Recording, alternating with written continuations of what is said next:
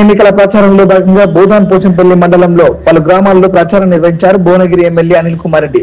పలు పార్టీల నుండి కాంగ్రెస్ పార్టీలో చేరారు గ్రామస్తులు. గత 10 సంవత్సరాలుగా బీఆర్ఎస్ ప్రభుత్వం రేషన్ కార్డులు, డబుల్ బెడ్రూమ్ ఎవరికి ఇవ్వక ప్రజల్ని మోసం చేశారు. కాంగ్రెస్ ప్రభుత్వం వచ్చిన 2 సంవత్సరాల్లోనే అందరికీ సన్న బియ్యం, నూతన రేషన్ కార్డులు, గ్రామాల ఇందిరమ్మ ఇళ్లు అందించారు. మొదటి విడతలో రాని వారికి రెండో విడతల అర్హులకు అందిస్తారు. ఇంకా ఎన్నో అభివృద్ధి పనులు చేశామని సాధారణ ఎన్నికల ప్రచారంలో భాగంగా బోధాన్ పోచంపల్లి మండలంలో పలు గ్రామాల్లో ప్రచారం చేస్తూ Congress party sarpanch, ward member అభ్యర్థులను గెలిపించాలని భువనగిరి ఎమ్మెల్యే అనిల్ కుమార్ రెడ్డి కోరారు.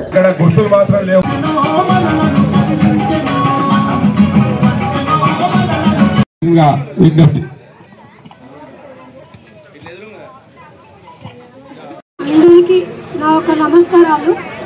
నేను ఇంతకుముందుకు టీఆర్ఎస్ నుంచి కాంగ్రెస్కి రావడం కారణం ఏంటంటే నాకు టీఆర్ఎస్ నుంచి ఎట్లాంటి అభివృద్ధి జరిగినట్టు కొట్టలేదు. దానివల్ల నాకు మా ఊరు ఎట్లాంటి డెవలపింగ్ అయితే కాలేదు. మన ఊరికి రేషన్ కార్డులు కానీ, ఇండ్లు కానీ, ఎలాంటి ముసలోళ్ళకి పింఛన్లు కానీ.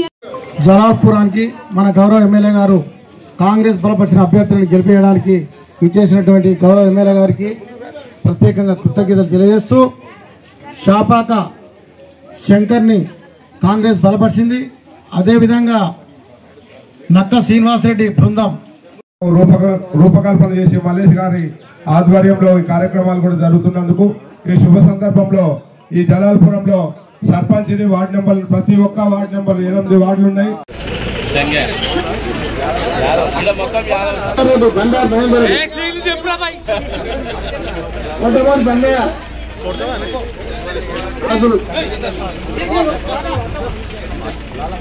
లాలం కొండల్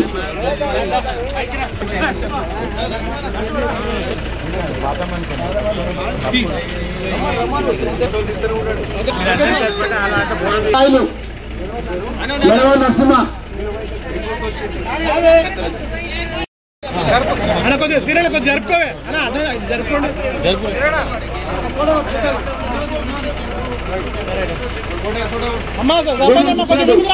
శంకర్ కు ఓటేసి గెలిపించాలి.